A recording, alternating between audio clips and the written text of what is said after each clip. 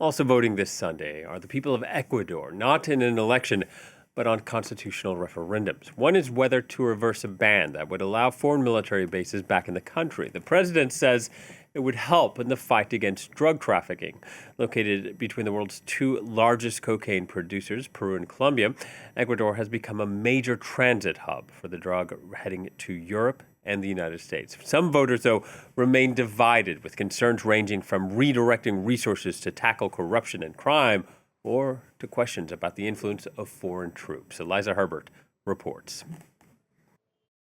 It is being framed as a referendum to improve security. Some 14 million Ecuadorians will answer 4 questions on Sunday, including whether to allow foreign military bases on Ecuadorian soil. The former leftist president, Rafael Correa, kicked out US forces in 2008.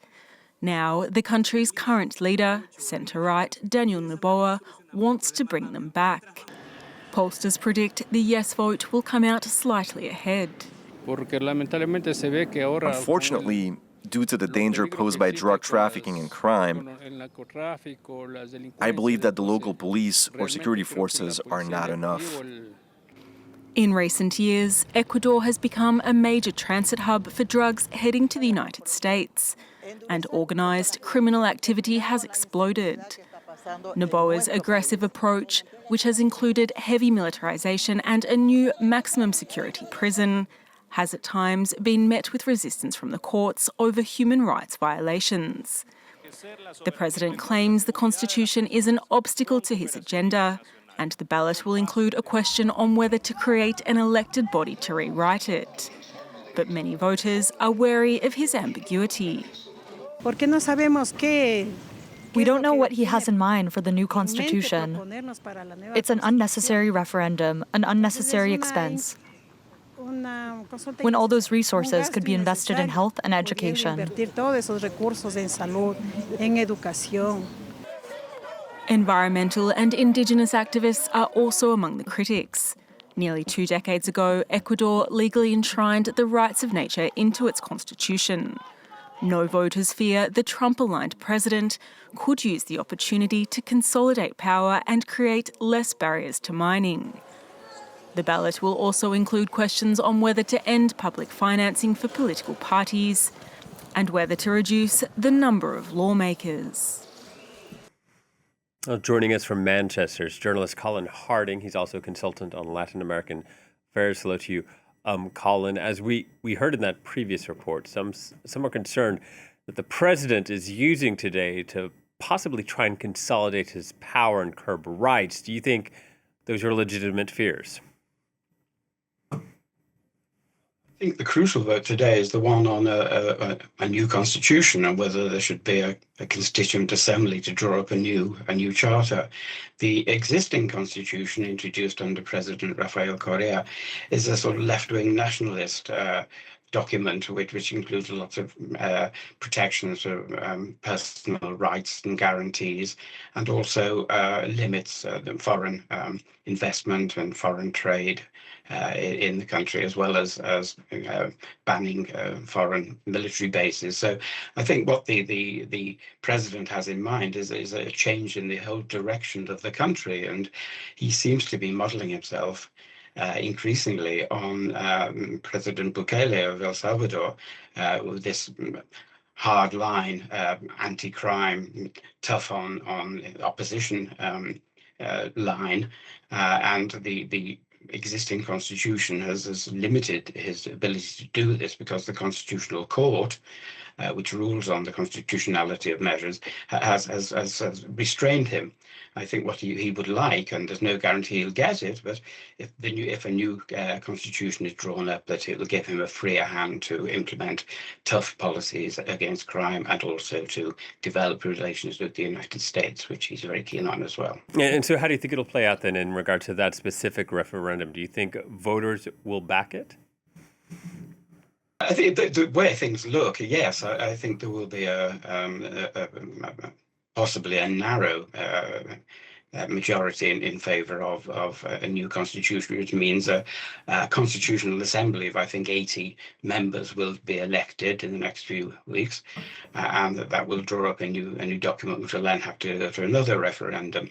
So there's no guarantee of what will be in the final document, but I think Noboa is hoping he has sufficient political capital to ensure that the document that is drawn up will strengthen his hand in the sort of policies he wants to introduce and make the country more of a free market, US-aligned country, which is tough on crime and has a strong president who can push through measures which people feel, a majority of Ecuadorians feel that they need more protection against violent crime, organized crime, which has given Ecuador the highest murder rate in Latin America in recent years, which is a complete turnaround in the way the country used to be.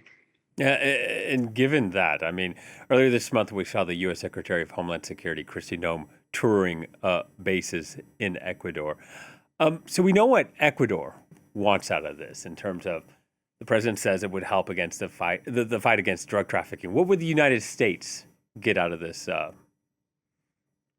I think it's another ally in the region. I mean, the Trump administration has made no secret of its opposition to and disapproval of Venezuela and Colombia, and Nicaragua, Cuba, and so the left-wing regimes of the region, and is keen to develop allies who see the world in a similar way to President Trump, and Ecuador is one of those. I think the base that they used to have at Manta on the Pacific coast would be a very useful foothold for the Americans to have once again. President Correa threw them out in 2009, and I think they would very much like to be back again, because obviously it would help in their operations against drug trafficking in the Pacific, and it would increase the strength of like-minded governments in the region, which there are a few already, notably Argentina, but I think Ecuador is in quite a crucial position, and I think the Americans would very much like Noboa to get his way and to develop closer relations, both strategically and also economically. Yeah, in those relations, though, Noboa has also managed to remain close to China. So how does Beijing figure into all of this? China's not so important in Ecuador as in some other countries like Brazil and Argentina, but I think the American strategic interest is that they know that the Chinese are keen on developing the relations with Latin America. The Belt and Road Initiative has been adopted in some countries. And there's a general move by China to try and muscle in on what the Americans regard as their backyard, as their strategic preserve. So I think the Americans are very keen to counter that, some more than others. I mean, Marco Rubio, the Secretary of State, sees the world very much in terms of us and them. And of course, his ultimate aim would be to overthrow the government in Cuba, which is his parents' homeland. But I think that is obviously a long-term objective. But every move in that direction in strengthening pro-American governments and movements in the region would be a step in that direction. All right, Colin, thank you very much. Journalist Colin Harding joining us from Manchester.